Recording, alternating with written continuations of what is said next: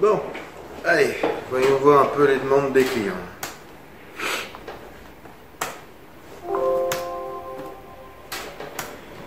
Des boobs, une meuf à poil, et bonjour. Je voudrais me faire tatouer, mais je ne sais pas quoi, et je ne sais pas où. Vous êtes l'artiste, je voulais choisir.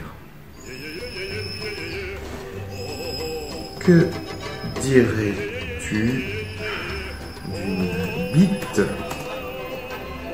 avec des ailes de papillon sur la joue? PS, je suis un expert dans ce motif.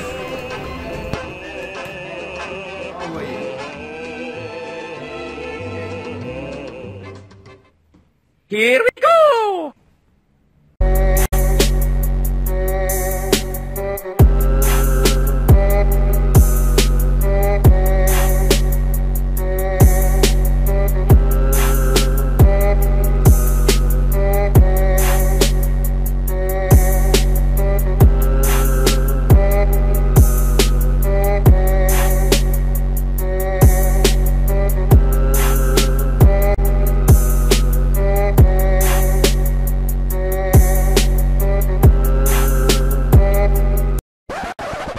Salut les potos et bienvenue dans cette nouvelle vidéo en fait qui va être en fait un nouveau rendez-vous qu'on vous propose chez Inside sur la page. On va essayer de développer un petit peu le côté vidéo et la partie chaîne YouTube en répondant à vos questions en fait, les questions les plus fréquemment posées.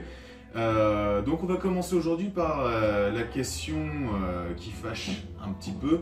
Vous avez déjà posé cette question certainement sur la page.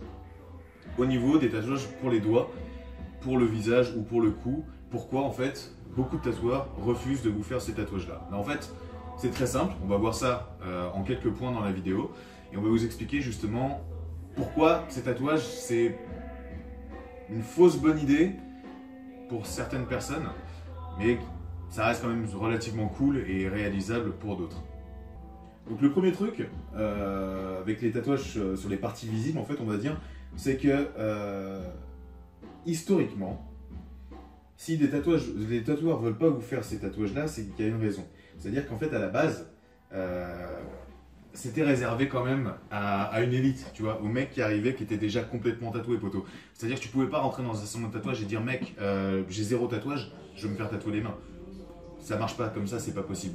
Donc, dans l'histoire, en fait, du tatouage, ces tatouages-là, déjà, ils sont réservés à certaines personnes. Et puis culturellement aussi, ce sont des tatouages qui peuvent avoir une signification très lourde. Par exemple en Russie, tu regardes les mains d'un mec, il est tatoué, c'est son CV de criminel que tu as là, tu vois. Donc ça annonce direct la couleur. Bon, on n'est pas en Russie, donc on s'en bat un peu les couilles. Mais voilà, disons qu'en fait, historiquement, premièrement, si tu es vierge de tout tatouage ou si tu es très peu tatoué, il se peut que ton tatoueur te dise qu'il veut te revoir sur d'autres projets avant d'entamer une partie aussi visible que les mains, le visage ou le cou, tu vois. La deuxième chose, quand on parlait tout à l'heure de fausses bonnes idées, c'est que avec Insta, Pinterest, etc., on voit des jolis petits tatouages sur les mains qui sont tout frais, qui viennent juste d'être faits.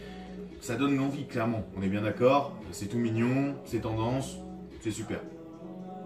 Le truc, c'est que c'est pas une partie qui est vraiment cool en fait en termes de cicatrisation de tatouage. C'est-à-dire que clairement, ton tatouage, tu viens le faire, tu vas payer allez, entre 50 et 80 balles sur un doigt. Le truc, c'est que 15 jours après, il se peut que tu n'aies plus rien. Il soit complètement effacé, donc tu es obligé de passer par la case retouche. En général, les premières sont gratuites. Mais c'est un truc que tu vas devoir faire assez régulièrement. Et il faut prendre en compte que finalement, si tu veux avoir un bel aspect sur ton tatouage, tu vas devoir peut-être le repasser tous les ans. Donc, pour un tatouage qui fait à peu près 2 cm², finalement, la facture va être vraiment salée pour rien, puisque à chaque fois, tu vas devoir remettre et remettre et remettre pour au final le voir s'estomper. Et en plus de ça, avoir un aspect de plus en plus moche, parce que faire des retouches et des retouches et des retouches, au final, ça va beaucoup épaissir le trait, changer le tatouage de base, et je pense pas que tu seras content, poteau. Clairement. Le troisième point, en fait je les ai pas comptés les points donc je m'en bats les couilles. Le point suivant, ça va être surtout au niveau de ton entourage et ta catégorie, on va dire socio-professionnelle. Là où ça va jouer, effectivement si tu es dans un milieu très rigide, fermé, etc., ça peut te fermer des portes. En fait le truc c'est que les tatouages sur les mains, sur le visage, sur le cou, c'est des trucs qu'on va voir directement.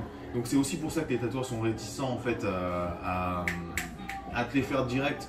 Parce que on sait nous qu'on peut faire ce qu'on veut, on s'en bat les couilles, on est chez nous, on est des tatoueurs, on peut se faire tatouer comme on veut. Vous c'est pas pareil. Le truc c'est qu'en fait on va aussi avoir un devoir de conseil par rapport à ça, puisque le tatouage en lui-même, ça va donner une image de ce que t'es à la personne que tu as en face, qui va, selon son ouverture d'esprit, s'arrêter ou pas sur ça. Va trouver que c'est cool, va trouver que c'est de la merde, peut-être va te juger par rapport à ça. Si c'est un recruteur, il peut te mettre un stop de cowboy par rapport à ça. Malheureusement, tu pourras rien y faire. Tu auras du style, c'est clair, mais ça risque de fermer certaines portes ou pas t'emmener bien loin. Donc c'est peut-être pas intéressant à ce moment-là non plus. Si t'es pas ton propre patron, si t'es pas dans un milieu qui te permet en fait de pouvoir t'exprimer de cette manière-là, ça va pas servir à grand chose de te fermer des portes volontairement. Et ça, ton tatoueur, il en est conscient. C'est aussi pour ça qu'en fait, on va mettre pas mal de stops aux personnes. On va vous demander de réfléchir vraiment au projet que vous faites et derrière, en fait, aux conséquences que ça peut apporter. Donc voilà, ça c'est la première vidéo, poto. J'espère que je t'en ai appris un petit peu plus et pour certains, ça expliquera le refus qu'on a pu leur mettre, clairement. On est désolé, mais parfois, effectivement, on préfère ne pas faire les choses plutôt que les faire mal, ou alors les faire en sachant que ça va pas être cool ou bénéfique pour vous.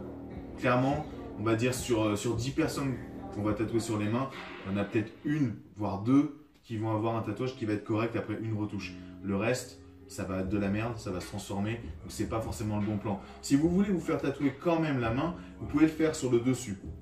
Ça reste assez cool. Les parties internes, donc la paume et l'intérieur des doigts, cicatrisent super mal et demandent aussi beaucoup de retouches. Donc c'est pas le bon plan.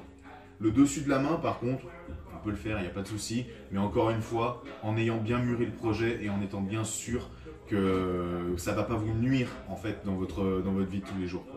Les mains, on en a besoin, la gueule, on en a besoin. Donc tu vois, poto, c'est chaud. Si tu te présentes devant une personne qui est pas trop down avec les tatouages, ça risque de pas coller. Et puis à ce moment-là, tu vas te retrouver sur le carreau pour rien, quoi. Voilà les frères, première vidéo, on va essayer d'être régulier, on va essayer de vous les faire aller genre tous les lundis. On va essayer d'aborder un thème.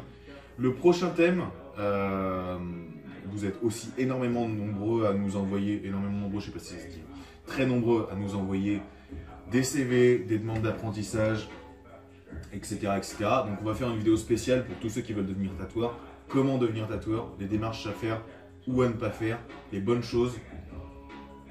Autodidacte, oui ou non, c'est un vaste débat. Donc on va faire une prochaine vidéo là-dessus aussi les gars. Bon, sur ce, on est samedi, j'ai besoin de rentrer chez moi, j'ai trop la dalle, donc je me casse. Salut.